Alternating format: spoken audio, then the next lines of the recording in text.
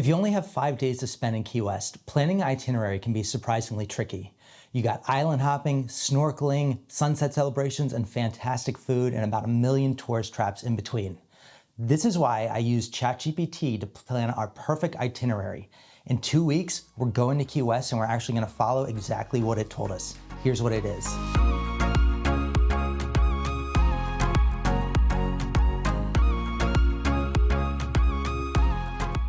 The trick with ChatGPT is coming up with the right prompt for the information you're looking for. For me, the prompt I used for this vacation was, plan a 5-day Key West itinerary for families staying near Duval Street. Mix active adventures with relaxing pool time. This actually gave me a pretty good first result. Right off the bat, it captured some of the key activities we were looking for. One thing though I knew was immediately missing. We wanted to spend one of the days doing a drive up the highway back towards the mainland to see the Keys along the way. Now, ideally, we could find a convertible to do this, but I didn't know how far up we should go. I have no idea how long the ride is or what the highlights we should see. So from there, I added another prompt. So I told ChatGPT next to replace one of the days with a trip up the highway north and what sights we should see and to lay that out for us. From here, this is exactly where the itinerary felt like the sweet spot. We had the highlights of Key West to see, we had our trip up the highway and the convertible, and we had our low-key day all within 5 days down in Key West.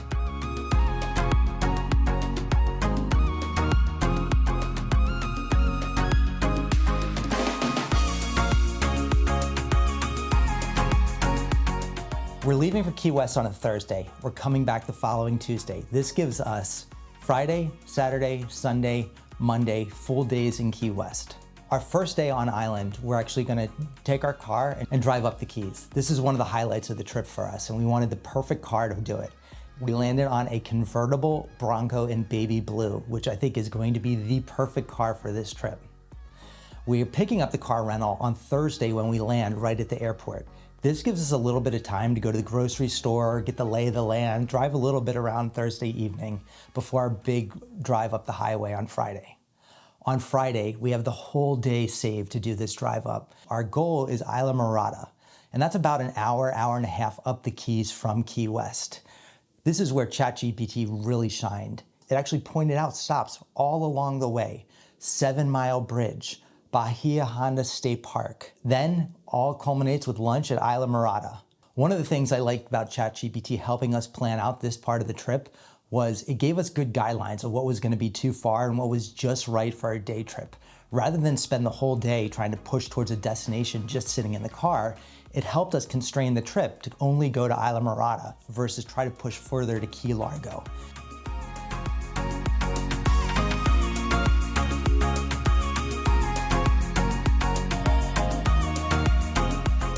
On Thursday, day one when we get there, we pick up our rental car at the airport, and this lets us drive right from the airport to our hotel. When picking a hotel, Key West was actually pretty big. Some of the hotels and spots we could stay were not walking distance from Old Town. And this was kind of important to us. We didn't want to break the bank with a hotel in Old Town, and prices were surprisingly high from when we're going there right over spring break. ChatGPT really helped us guide in onto the right hotel. We're staying at The Marker, which is about a couple blocks from Duval Street, right in downtown Key West, and that's exactly where we wanted to be. So first night when we get there, we don't have a full day there. We land from the airport, we head over to The Marker. We're gonna spend the night walking around. Maybe go see the sunset celebration, definitely explore some good food and drinks, and just get the lay of the land.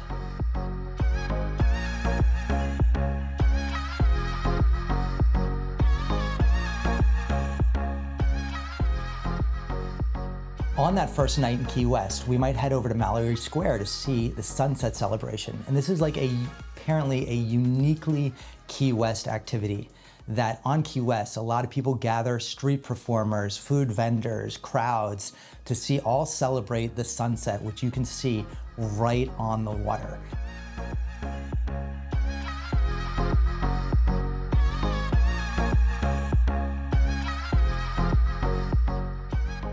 On day 3, we're coming off our epic road trip up the overseas highway to see a couple of the other keys in our convertible.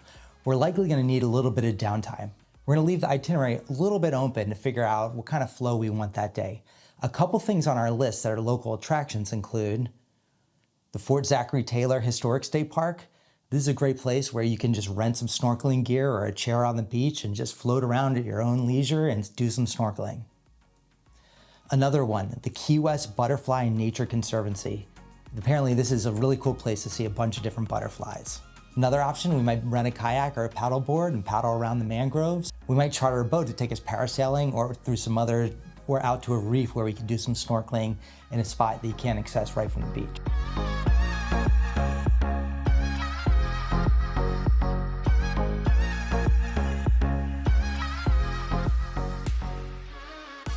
Day 4 in Key West is a big one. This is where we are hoping to take the Seaplane over to Dry Tortugas National Park.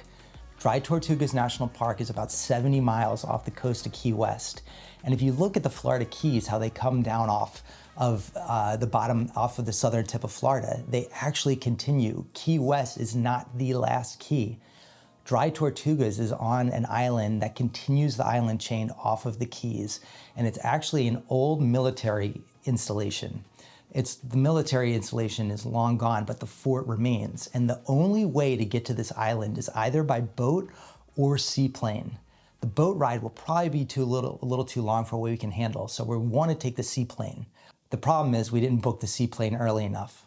As a result, we're on the wait list. Really fingers crossed that our number gets called on the seaplane and we actually have the chance to go see it, because what I've seen in other YouTube videos, the seaplane to Tortugas National Park looks incredible, like once in a lifetime, being able to take off and land on the water in this little plane. So really hoping we can do that.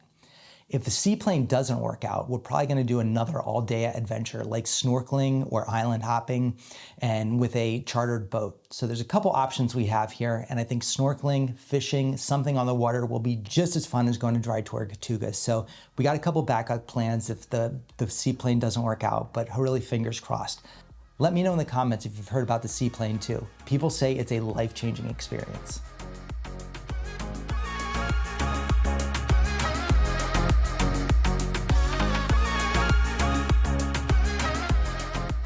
Our final day in Key West is going to be another just low-key and chill day, and this is exactly what we wanted. We are going to leave the itinerary wide open to see how the mood strikes us.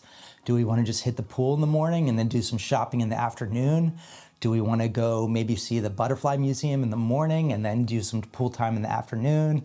I think either way, it's going to be a great relaxing day, and we're going to end it with an amazing dinner out at a restaurant. ChatGPT gave us a whole bunch of recommendations to look for, whether it's casual, family-friendly at Harpoon Harry's, Moondog Cafe, or Caroline's Cafe, or if there's something iconic like Blue Heaven or Kaya Island Eats, or maybe we want to dress up a little bit for a nicer dinner out at Cafe Marquesa or the Two Friends Patio. Either way, I know we're going to find some good stuff to eat, and I'm really looking forward to the food down there, especially the seafood, especially being able to sit outside in warm weather, flip-flops on, watch the sunset, get some good food and drink, and really enjoy our last night in Key West together as a family.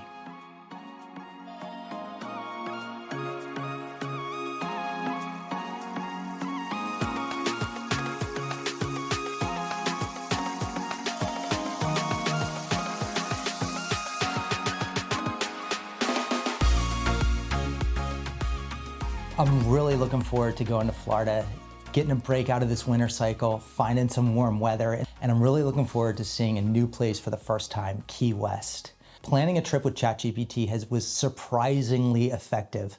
Rather than having to go search through a million different blogs, Reddit posts, and TripAdvisor reviews, ChatGPT summed it up very quickly for me. I have a feeling I'm going to be using this on a lot more trips going forward. Please subscribe if you want to see how this trip actually pans out and whether ChatGPT did a good job or not, because I'll be sure to follow up after the trip and let you know what the highlights were and give you actually first-hand account of what we saw down there. In the meantime, please like, comment, and share with your friends. I hope if you ever plan a trip to Key West, this video was useful to you.